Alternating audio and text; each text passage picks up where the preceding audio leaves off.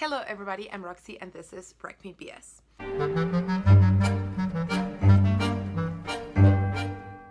So I know March ended a couple of weeks ago, but I've been busy. And also Lollapalooza was a couple of weekends ago and I went, I had a great time, but then I had a lot of things to catch up on. Also excuse the lighting, my lighting always sucks, but today especially the weather is very weird. Anyways, this is my monthly wrap-up video. I just love making these videos. I love watching them. They're my favorite videos by far on BookTube, and so even if I'm a couple of weeks late, I'm still gonna make them. So I hope you enjoy it. So I've divided the books into 5 categories. The first one is finally finished. Pretty self-explanatory. The first one here is actually a DNF, so I kind of lied with the category name. I didn't continue on with the ABC of Opera by Edgar van den Heugen. I've talked about this a couple of months ago. When I checked it out of the library, I thought it was going to be a history of opera, but no, it's a literal ABC of opera. So it's a bunch of summaries of operas organized alphabetically. That could be helpful as a reference point, and I did try to read them, but I think the summaries themselves are really uneven. Some of them are very insightful, and then there are others that are really dry or really incomplete, so not even that part was really that good. I read the introduction, which was a sort of a history of opera, and that part was alright. I also read the alphabetical part with the composers and the glossary, so I did learn from this book, but I decided not to finish it because I wasn't enjoying it and I didn't want to keep reading summaries that weren't actually that good in themselves. I'm still looking for that really good history of opera book. So if you have any recommendations, please leave them down below. The next book I finished is also from the library, but I actually loved, and that is Best American Science and Nature Writing of 2011, edited by Mary Roach. I bet you thought I would never finish this, but I did. And it's a really good anthology. I've never read Mary Roach. I still haven't because she doesn't write for this collection, but she has good taste. So I might pick up one of her books or something else she might have edited. The selection is real good. I think there is a really good balance between science-oriented stuff and nature-oriented stuff, although it's not like the nature stuff doesn't have any science in it and vice versa. But you know, genre-wise, it was pretty well balanced. I adored a lot of essays in here.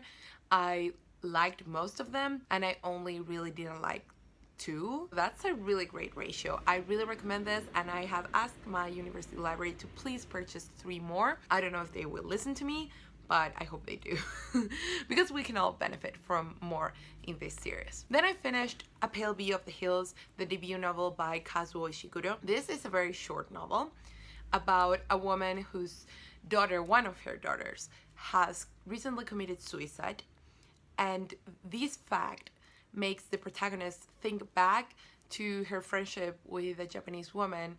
She's also Japanese. She had, who is also a mother. They were friends right after the Second World War or around that time, and a bit before the protagonist moved to London. This is a character novel, is very slow paced, as are most Ishiguro's books. A lot about motherhood, also about identity and gender in second half of 20th century Japan, and also of course the effects of the World War in cultural paradigms in Japan. This is clearly his first novel, and it's not as good as An Artist of the Floating World, but it's still really good. What I will say though is that would you get this if you didn't know about the themes?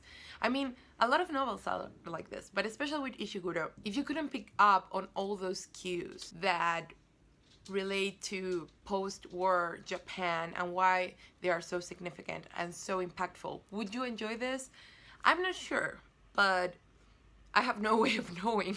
So let me know if you've read this and what you thought, but I really liked it. Final book in this category is The Storytelling Animal. This I also got from the library, and I talked at length in my February wrap-up, link in the eye as always, about this, and it's basically a really long article of a book.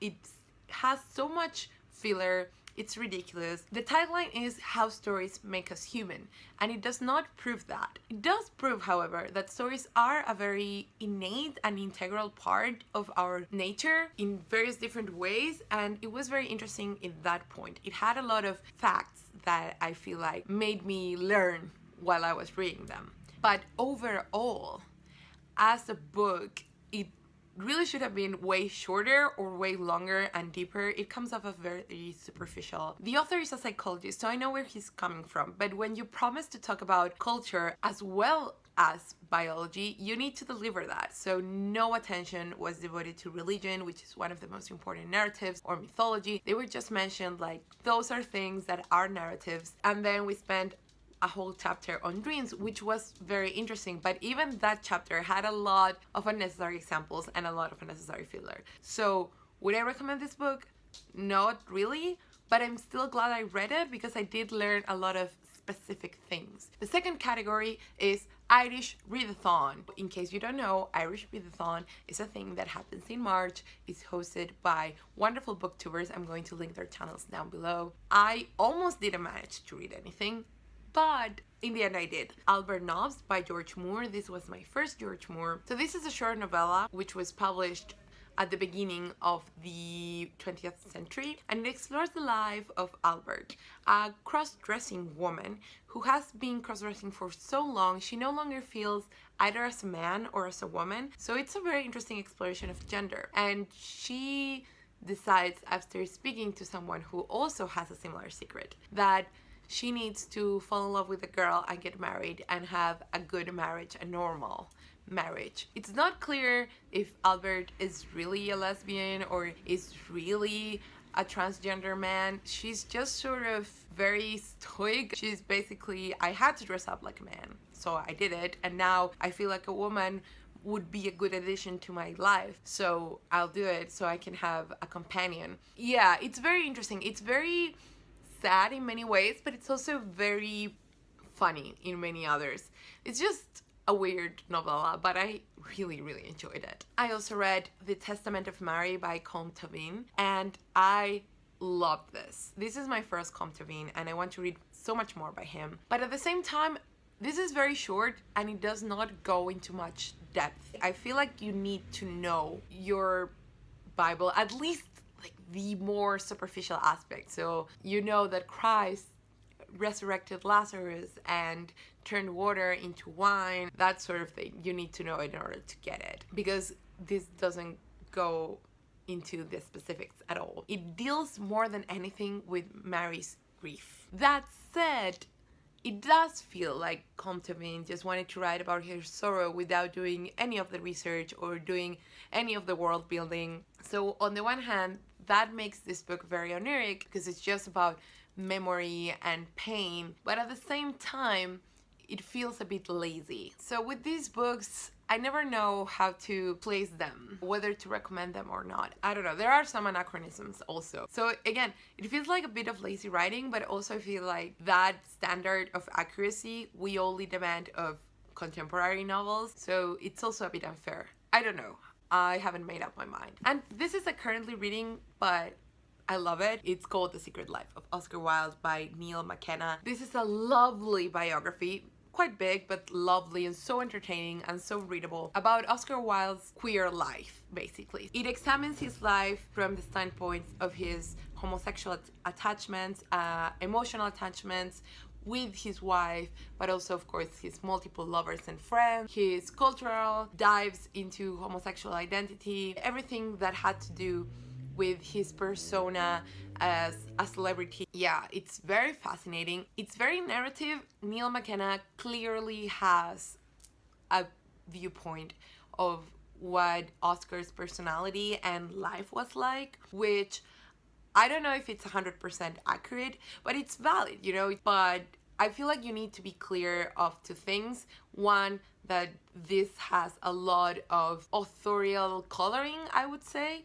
And second, that I feel you need to know a lot about Oscar Wilde, or at least his time period, to get this. Because a lot of things are referenced that are taken for granted that you are familiar with. I think it's going to be one of my favorite books of this year, but I don't know if I could recommend it to everyone. But if you love Oscar Wilde and you want to know more about him and you want to delve into those gossipy aspects, this is a very good book, and also is very well researched. It has a lot of letter work, which is awesome, so check it out. Then I have the class category, so books I read for different classes. The first one was Blood Meridian by Cormac McCarthy.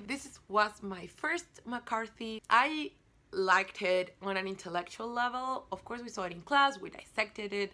I can see how this is a brilliant novel, but it's definitely not for me. It's about the kid who is this mythical figure that grows up in the West, and it's about the judge who is also a mythical figure in the West, and how they go with the Glanton gang trying to make money and raping and pillaging a lot of Indians and scalping them. It's a very masculine, violent tale. It's almost biblical in many ways. It has a lot of Gnostic influence. And again, it's very interesting.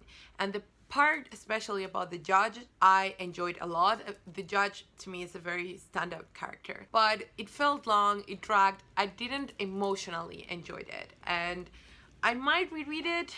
I don't know. It's just not for me, but great if you like that kind of thing. Then we also read Train Dreams by Dennis Johnson. And this is about Grainier, a man who, after losing his family in a fire, has become a hermit. It's a very short book, but it's a reflection on, again, the West and those people who come from trains after the 1929 economic crash, and how a lot of kids just jumped on trains and left to fend for themselves. It's just heartbreaking, but it's beautifully done. And another heartbreaking book, but also awesome book. One of the best books I've read so far and ever, Stoner by John Williams. You might have heard about this novel because it was rediscovered about 10 to 15 years ago, and it was all the rage, and now a lot of people read this for their school curriculums, be that school or college. This is about a man who was born in a farm, a son of farmers, is the first one in his family to go to college.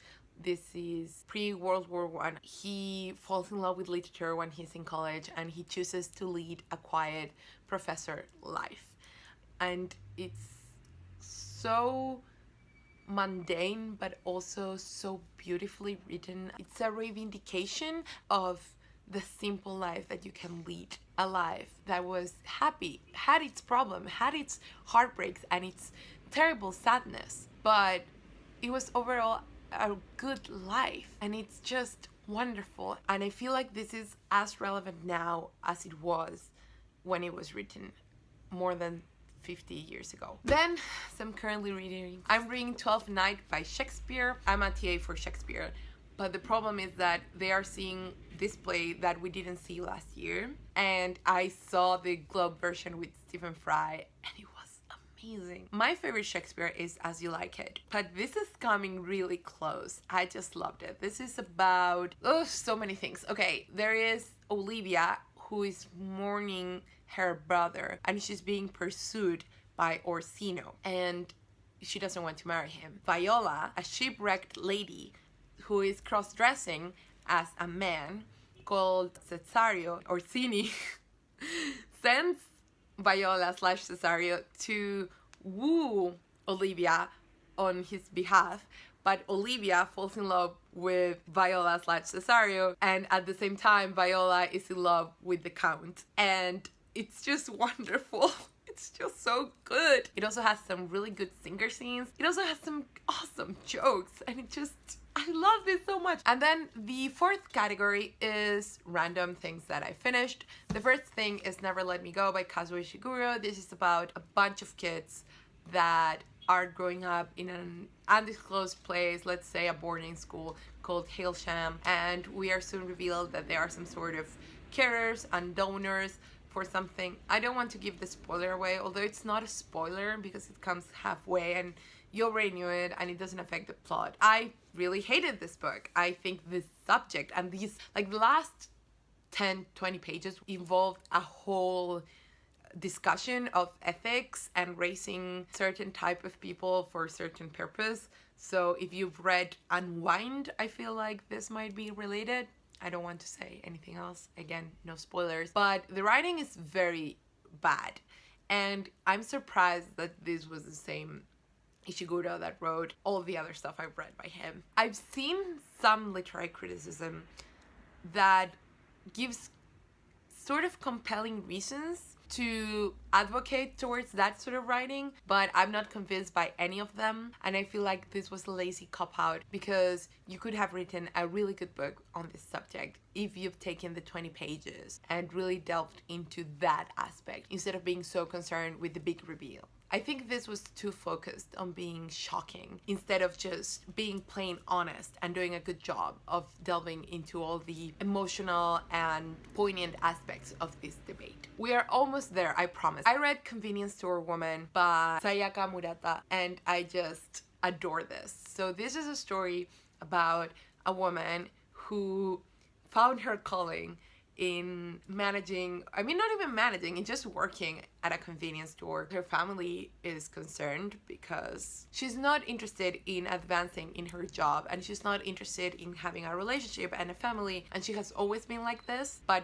she might be trying to correct it during the novel. I just love this. The writing is sparse but so convincing. At the beginning you're kind of iffy, but once you get to know her, I feel like she's amazing. And the final message, I feel like is so awesome, and it's such a short book, but it's still with humor and honesty, and I just adore this, and I'm going to reread this very, very soon. Currently reading very fast. I'm still making my way through Bill Bryson's The Mother Tongue, a book about English. I'm finally making my way through Apollo's Angels by Jennifer Homans.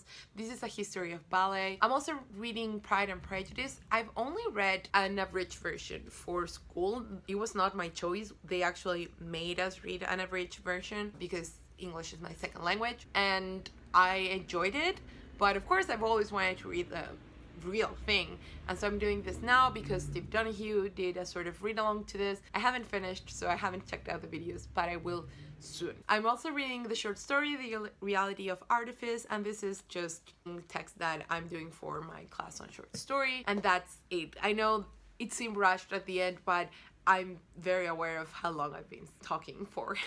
So I hope you like this video. If you liked it, please give a thumbs up. Please subscribe. Are you currently reading anything interesting, or have you finished anything really interesting? Are you planning on reading any of these books, such as Stoner or Convenience Store Woman? Let me know. See you next time.